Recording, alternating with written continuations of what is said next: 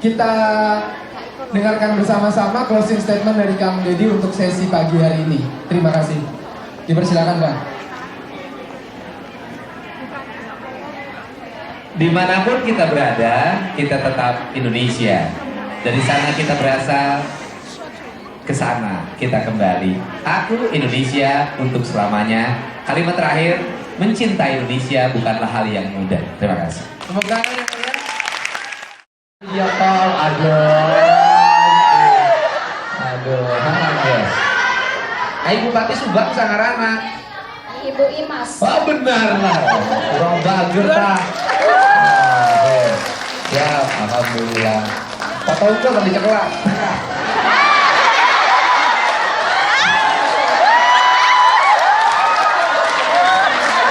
Oh, mana orang Purwakarta? Ya, engke kau orang kalau naik balik kurang bekelang. Nah, ya. Dari mana? Dari Jogja. Jogja. Ije sampun. Jogjanya mana? Jogjanya Ler Kraton. Oh keraton. Nah di dalam. Sana. Sudah lama di sini, nggih. Oh, ya kan. Sudah punya suami. Sudah almarhum. Almarhum. Innalillahi wa inna ilaihi raji'un. Jadi janda juga. Mau punya suami bupati enggak?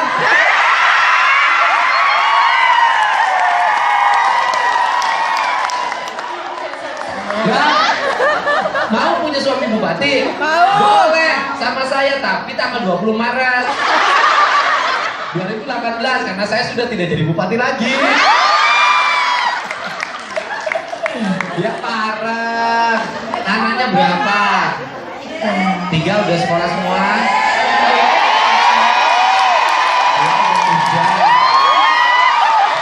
Udah kerja. Yang satu Masih balita.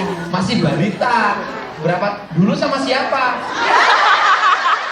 Kan suaminya sudah meninggal kok masih punya bayi. Belum lama meninggal. Oh, meninggalnya belum lama. Dikira orderan. Enggak ada aja. Nah, balita diurus sama siapa? Sama ibu saya. Sama ibu. Umur berapa tahun? Sekarang siapa balitanya?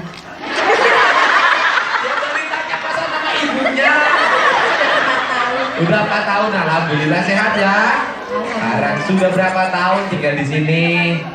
Ini baru setahun. Setahun. Kerjanya di mana? Di Wongpo Humham. Wongkong mana?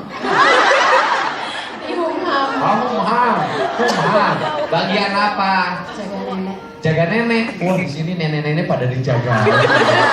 Enak di sini ya. Jaga nenek. Nah, tadi pertanyaannya lupa saya. Sewaktu Ayah. Nah, siapa itu yang teriak? Oh, Indonesia masih ada. itu Kanjeng Sri Sultan Hamengkubuwono ke-9. Bukan dokter itu yang ngomongnya. Nah, Yang menjabat presiden kan? sementara ya. Iya kan pertanyaannya yang menjabat presiden sementara. Iya. Siapa yang ngomong? Indonesia masih ada. Siapa? Bukannya Siapa? Saya. Ini siapa? Dan Sri Sultan Hamengkubuwono ke-9. tanya sama jurinya, salah benar. Dewasa. Yang 70 tahun pacaran seperti anak-anak.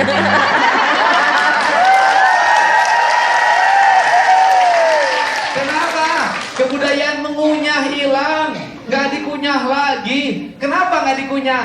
Karena makannya juga sudah instan. Terus kemudian kunyahnya diganti. Kurang Ciamis ku blender. Orang Solo diganti ku blender. Masukin listrik langsung bunyi. Pantesan kalau udah 9 tahun duit kiriman dari sini pakai beli motor. beli kiriman pakai sini, beli TV, kiriman sini pakai itu, pakai ini, lupa investasi. Maklum, anaknya anak blender. Nggak bisa diam. Indonesia, di sini dulu ingetin apa yang mengingat Anda pada kampung Anda, bahasa. Teh kira hayat teh balik ke Ciamis atuh, Cek. Kumaha moal lila mending kana di dieu lila. Kenapa nggak mau pulang ke Ciamis? Di situ mah kuli galeno murah gajinya. Cepat pulang atuh ka dieu ke Purwakarta. Ambung lila nggak mau. Kenapa? Aku nggak mau ketemu dia lagi nyakitin tuh tetangga. Banyak yang orang tidak mau pulang. Tetapi apapun keadaannya, ingat ketika dengar suara musik yang waktu kecil mendengarnya, ketika bercerita tentang kampung waktu kecil mengenangnya, Anda akan menangis, ingin pulang ke Indonesia. Apa yang mengingat Anda? Bahasa. Yang kedua, makanan penting. Benar gak? Orang Jogja yang ingat kena gudeg. Ya gudeg Jogja walaupun berhari-hari tetap enak. Makin lama harinya makin enak. Masukin pendil ke Hongkong. Iya, di Hongkongnya diangetin lagi, gak dimakan diliatin. Angetin lagi diliatin. Saking sayangnya karena gak ada lagi.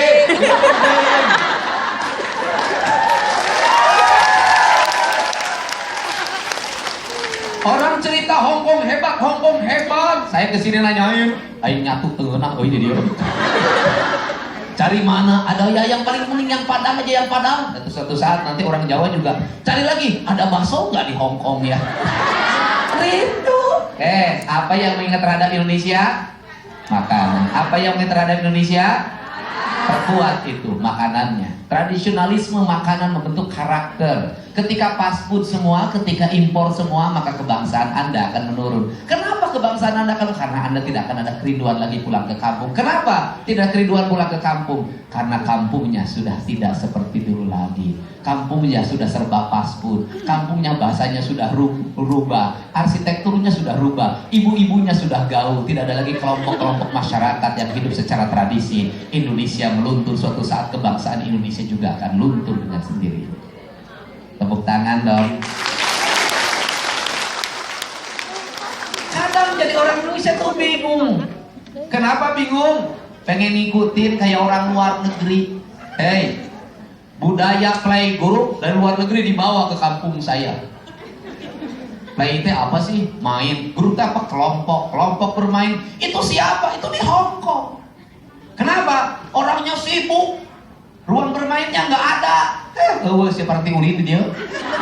Nggak ada kayak di kampung saya. Ini susah, sempit. Semua punya orang. Anak-anak dikumpulin tuh biar nggak stres. Ada gurunya. Bikin kelompok bermain. Mainnya muter-muter di situ, nggak kemana-mana. Dibawa ke kampung saya yang sawahnya luasnya ribuan hektar. Lagi apa anak-anak bikin playgroup? Grupnya di mana? Di depan rumah. Ditungguin oleh siapa? Oleh neneknya, ibunya, semuanya ngariung begini tuh orang Indonesia. Lagi apa ini nenek teh? Lagi nganterin anak-anak playgroup. Iya, anak-anak mainnya muter di situ, ibunya muter di situ. Akhirnya suami di rumah kagak keurus. Nasinya nggak disiapin, makanannya nggak disiapin, sibuk jajan di situ. Kamu merasa kalau pergi jadi tenaga luar negeri baru terasa loh rindu berkumpul dengan suami di rumah dan anak-anak. Bikin playgroup ini yang daya juang, daya pikirnya menjadi sempit. Seharusnya bagaimana? Nggak usah ada playgroupnya, pan kita mah sudah punya kelompok bermain. Kaulinan, dursip kalima, ayop-ayopan, engring, komodor kalmer, bangka lima, gombang, banyak sekali. Itu luas, keindonesiaannya akan tumbuh. Orang yang seperti ini jadi pemimpin tidak akan mau satu jengkal tanahnya pun dilepaskan pada orang lain. Dalam jiwanya ada kerinduan, ada keindonesiaan yang luas. Ini yang menyempitkan kebangsaan. Habis itu apalagi? Baju, pakaian Indonesia, pakai samping, pakai ikat, pakai peci, pakai batik Indonesia. Itu kekayaan kita. Kenapa? Lahir baju Indonesia beda dengan baju luar. Baju Indonesia lahir dari spiritualitas. Kenapa? Ibu-ibunya bikin sulaman, bikin rendaan. Gak apa-apa, berhari-hari juga. Murah, memang murah dihasilkannya. Tapi ingat, buat apa juga dapat banyak duit kalau serba mahal. Indonesia kalau rajin mengelolanya, sedikit duit serba ada. Nggak penting banyak duit, yang penting beras ada. Nggak penting banyak duit, yang penting air ada. Nggak penting banyak duit, yang penting ikan ada. Nggak penting banyak duit, rumah ada. Yang penting nggak banyak duit, nggak apa-apa nggak banyak duit asal suaminya ganteng dan sayang sama istri. Gak penting saya laki-laki banyak duit kalau istrinya juga tiap hari nyangu sendiri, nyetrika sendiri, ngambil ikan sendiri, sayuran banyak di rumah. Kan gak penting banyak duit. Kan gak usah jalan-jalan. Orang setiap hari kami mah tidak stres, ke sawah tidak bikin stres, ke kebun bikin stres. Orang yang tukang jalan-jalan itu orang yang stres.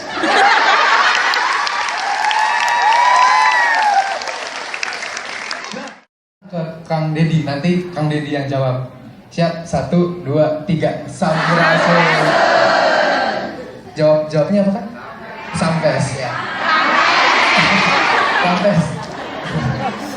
Saya kurang lama di Bandung kan. Sebelum kita mulai diskusi, saya persilahkan Kang Dedi untuk mempresentasikan hal-hal yang tadi sudah disiapkan. Ada foto-foto ya terkait dengan fitrah bangsa dan bagaimana Kang Dedi kerja sebagai bupati untuk bukan melawan istilahnya, untuk tetap berada dalam tekanan radikalisme, terorisme maupun kemajemukan. Dipersilakan Kang Dedi ke atas panggung. Teman-teman panitia, dimohon presentasinya Kang Dedi dipersiapkan. Oke, untuk 10 menit, 15 menit ke depan teman-teman akan melihat berbagai karya atau hal-hal yang disampaikan oleh Kang Dedi terutama. Beliau ini akan berbicara tentang kebangsaan dari perspektif budaya. Karya-karya kepemimpinan antara lain Karnaval Toleransi Umat Beragama dan Purwakarta, Kabupaten Purwakarta terpilih sebagai tuan rumah World Tolerance Conference 2017. Berikan tepuk tangan. Itu adalah konferensi toleransi ya, konferensi toleransi terbesar yang ada di dunia dan Purwakarta menjadi tuan rumahnya. Dipersilakan Kang, 10-15 menit ke depan. Bismillahirrahmanirrahim. Assalamualaikum warahmatullahi wabarakatuh. Waalaikumsalam warahmatullahi wabarakatuh. Sampurasun. Saya senang sekali ketemu dengan yang cantik-cantik,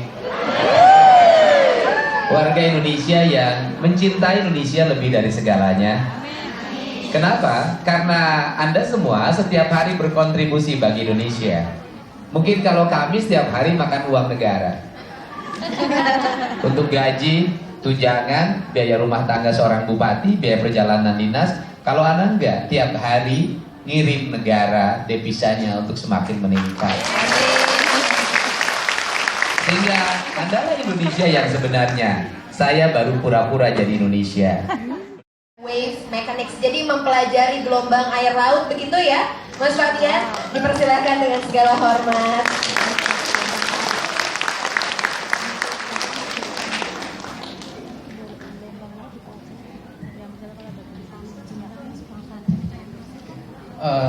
Selamat pagi menjelang siang teman-teman semua. Sehat semua? Saya izin duduk ya. Nah, pertama-tama saya mau memperkenalkan diri lagi, nama saya Fabian. Saya masih mahasiswa. Saya ingin di sini saya juga belajar dari narasumber. Jadi mungkin teman-teman ada yang mau sharing dan sebagainya. Nah, pertama-tama saya ingin mohon maaf karena salah satu narasumber terhalangan hadir, yaitu Pak Boni Hargens. Jadi kita merencanakan Pak Boni Hargens memberi kuliah, tapi tenang aja, ada kuliah yang sama serunya dari Kang Dedi Mulyadi nanti, ya, berkaitan tentang Purwakarta ya. Oke, tanpa berlama-lama lagi, kita mulai yang pertama dengan presentasi atau kuliah singkat dari Kang Deddy Mulyadi. Boleh saya bacakan profilnya dulu sebentar. Pak Deddy Mulyadi, atau saya panggil Kang nggak apa-apa ya Kak? Pak Kang, bentar. Saya kelamaan di Bandung dulu. Adalah Bupati Purwakarta. Purwakarta ini berbeda dengan Purwokerto. Kemarin ada yang nanya, itu Bupati Purwokerto, bukan Purwakarta. Tokoh masyarakat sekaligus praktisi yang memahami seluk-beluk kebangsaan. Ini akan berbicara tentang kebangsaan dari perspektif budaya. Sari, Subang, Jawa Barat. Bungsu dari saudara ibu. Boleh. Dan keluarga muslim sederhana dengan kultur Nahdlatul Ulama dan tradisi Sunda yang kental. Ayahnya, Sahlin Ahmad Suryana, pernah menjadi tentara prajurit kader, tapi pensiun sejak usia 28 akibat sakit karena racun mata-mata kolonial. Sedangkan ibunya, Karsiti, tidak pernah mengenyam bangku sekolah. Meski begitu, ibunya adalah sosok pekerja keras yang ikut jadi tulang punggung keluarga dengan menjadi buruh tani. Satu yang tak bisa dilupa adalah sikap kukuh ibunya yang meminta uang sumbangan sunat Dedi dipakai membeli cincin. Padahal, kala itu Dedi ingin sekali membeli sepeda. Sekuat apapun Dedi merengek, ibunya tetap berkukuh membeli cincin. Pembelian cincin terbukti lebih berguna. Kelak cincin itu dijual demi memulai usaha ternak kambing. Usaha itu berkembang. Dari seekor menjadi 40 ekor. Dedi kecil giat membantu ibunya mengembala ternak. Sedari belia, ia sudah tunjukkan bakat memimpin. Terbukti, kawan-kawan sekampung mendaulatnya sebagai ketua penggembala ternak. Dari usaha ternak itu, Dedi akhirnya bisa memiliki sepeda impiannya. Bahkan dari usaha itulah, Dedi bisa membiayai sekolahnya hingga SMA. Dedi kecil bersekolah di SD Sukabakti. Saat kelas 1, Dedi sempat tidak naik kelas karena terganjal syarat usia. Kala itu, Dedi memang masuk SD lebih awal setahun. Semasa SD, ia sudah belajar ikhwal toleransi, terutama karena bergaul dengan teman sebangku yang Ahmadiyah, serta seorang guru beragama Katolik dan dicintai warga. Selamat dari SD Sukabakti, Dedi melanjutkan studi di SMP Kalijati. Saban hari, ia mengayuh sepeda sejauh 10 km dari rumah menuju sekolah. Karakter pekerja keras yang ditempa kala ia melanjutkan sekolah di SMA Negeri Purwadadi. Ketika itu, ia bersekolah sembari menyambi berternak kambing, berjualan es dan agar-agar, berjualan layang-layang, mencari kayu bakar, juga sebagai tukang ojek dan tukang foto keliling. Setamat SMA, Dedi beranjak ke Purwakarta dan melanjutkan pendidikan ke Sekolah Tinggi Hukum Purnawarman. Semasa itu, ia giat berorganisasi dengan menjadi pengurus senat di kampus. Ia juga pernah menjabat Ketua Himpunan Mahasiswa Islam Purwakarta. Di luar kampus, Dedi muda juga bersinar, misalnya dengan menjadi Wakil Ketua Dewan Pimpinan Cabang Federasi Serikat Pekerja Seluruh Indonesia. Setamat kuliah, bekerja sebagai buruh pabrik, kemudian menjadi pegawai administrasi di Balai Latihan Kerja TKW, sampai menjadi penjual beras pernah dilakoni Dedi. Pada 1999, Dedi menjadi anggota DPRD Purwakarta dan menjabat Ketua Komisi E.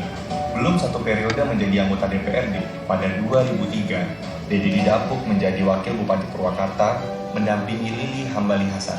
Dedi pun tercatat sebagai Wakil Bupati termuda dengan usia 32 tahun. Merampungkan pengabdian selama satu periode, Dedi mencalonkan diri sebagai Bupati Purwakarta.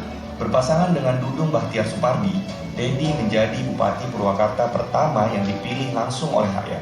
Tahun 2013, Dedi kembali terpilih menjadi Bupati Purwakarta berpasangan dengan Dadan Koswara. Selama menjabat pelbagai jabatan, Dedi senantiasa mendorong perubahan positif untuk Purwakarta.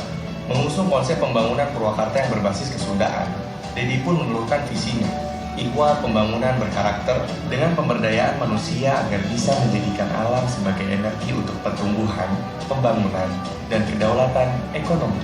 Ada 4 fokus utama dalam konsep pembangunan ini, yaitu kekuatan bahasa, ketahanan pangan, mode pakaian berbasis kebudayaan, dan kesenian. Dengan konsep itulah, Dedi memimpin Purwakarta untuk berdandan. Muncullah arsitektur bangunan Sunda. Bangunan-bangunan mulai menggunakan atap jurang apak, ukiran, dan pagar khas Sunda. Sebagai wujud kecintaan dan pelestarian budaya, Dedi mengawinkan teknologi dan sejarah tentang Purwakarta, Sunda, dan Nusantara untuk disajikan secara atraktif di dalam museum diorama digital bernama Balai Panyawangan. Di bidang pendidikan, Dedi menerapkan wajib belajar 12 tahun dan menggratiskan biaya sekolah hingga tingkat SMA atau sederajat. Konsep pendidikan berbasis kearifan tradisional Sunda yang diterapkannya sukses mencuri perhatian dunia internasional. Pada 2015, Dedi berpidato ihwal inovasinya itu di markas PBB New York, Amerika Serikat. Bidang kesehatan juga jadi perhatian Dedi. Pada 2013, program jaminan kesehatan masyarakat Purwakarta Istimewa diwujudkan sebagai wujud perlindungan kesehatan untuk masyarakat. Tak ketinggalan dari sisi pariwisata. Pada awal 2017, Dedi meresmikan air mancur fenomenal Taman Sri Baduga yang jadi ikon Purwakarta sekaligus air mancur terbesar di Asia Tenggara. Dedi juga berhasil mewujudkan jaringan listrik 100% merata serta pembangunan rumah rakyat miskin. Semasa kepemimpinannya, Dedi juga merealisasikan gaji ketua RT yang mencapai 1 juta rupiah. Belakangan, dia juga menggagas sebuah program pembangunan yang berbasis otonomisasi desa, di mana tiap desa bisa memiliki investasi yang bisa mencapai 2 miliar per tahun berdasar dari sumber pendapatan daerah. Dalam 5 tahun, investasi itu diharapkan bisa membuat desa menjadi mandiri. Semuanya terangkum dalam sebuah manajemen pengelolaan pembangunan yang disebut dengan manajemen ibu. Berpikir cerdas dan bekerja keras, 2 prinsip hidupnya yang pantang dipangkas. Dengan pengabdian tak berbatas, Dedi Mulyadi, sang penggembala, siap mengabdi di ruang yang lebih luas.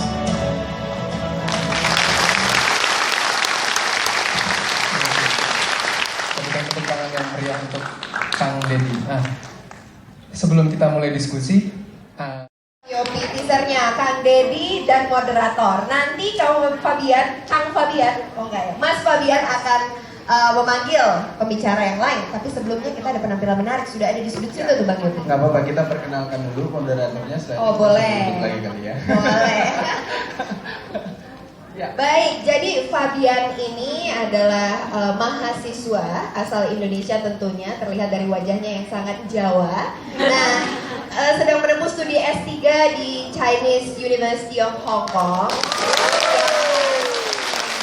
Hari ini nanti akan melihat dan memimpin diskusi moderatori hari ini, begitu.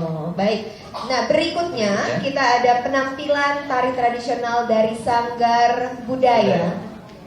Tapi sebelum acara Sanggar Budaya kita naikkan ke atas panggung, nggak ada salahnya kita suruh moderator untuk kembali ke tempat dulu karena panggungnya mau dibawa. Oh begitu. Ya, boleh silakan. dibayar. Ya, nggak mungkin juga narinya di bawah. Iya betul juga. Atau nanti sambil naik ke atas kursi kali ya. Ya, kapan?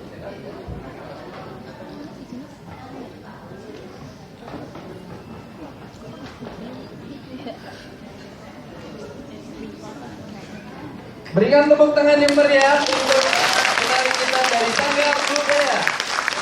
Iya betul. Saraswati.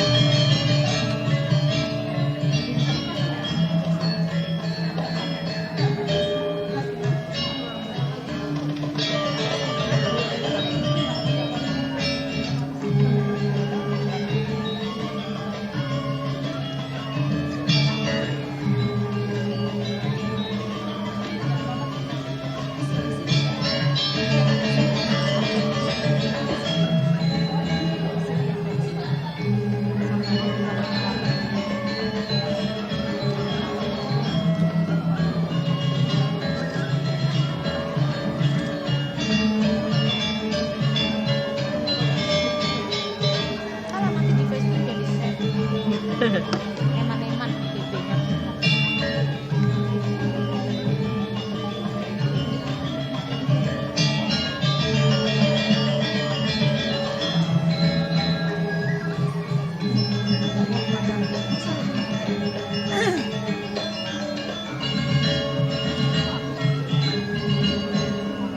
Wah, logonya jelek.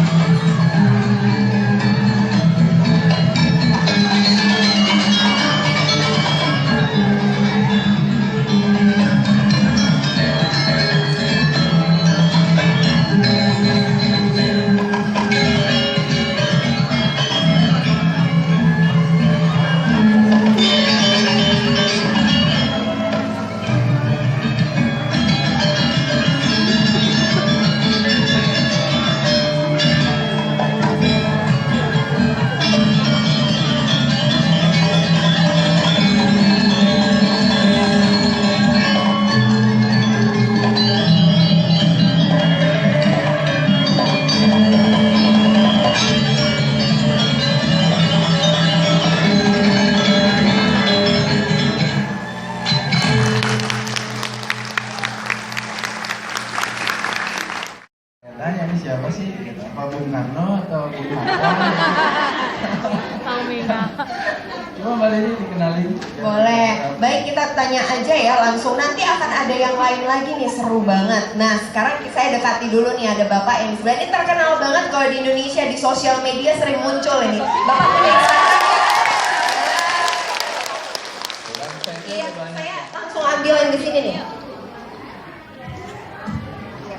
Silakan Kang Dedi, kenal dong sama Kang Dedi. Terima kasih. Assalamualaikum warahmatullahi wabarakatuh. Karena saya orang Sunda bilang sampurasun. Ya, sudah nggak asing karena kalau saya live itu selalu di situ selalu ada keluar koma. Hong Kong mendukung selalu begitu. Terima kasih ya bagi mereka yang sering komentari saya. Bagi saya, teman-teman ini adalah pejuang. Teman-teman ini adalah ibu. Teman-teman ini adalah Indonesia. Mencintai sahabat-sahabat di Hong Kong adalah mencintai Indonesia sebenarnya. Terima kasih. Terima kasih Kang Dedi. Nah, jadi teman-teman, Bang Yopi, hari ini kita akan diskusi secara mendalam 2 jam full. 2 jam. Bersama Kang Dedi, nanti juga ada Kang Aam, Ada terus narasumber yang lain lagi. betul, ada yang lain nantinya. Nah, teman-teman, sebelum kita ke acara yang lebih inti, kita mau bagi-bagi hadiah. Kita baik banget ya. Ya. Baik banget, kita punya Gampang. banyak hadiah.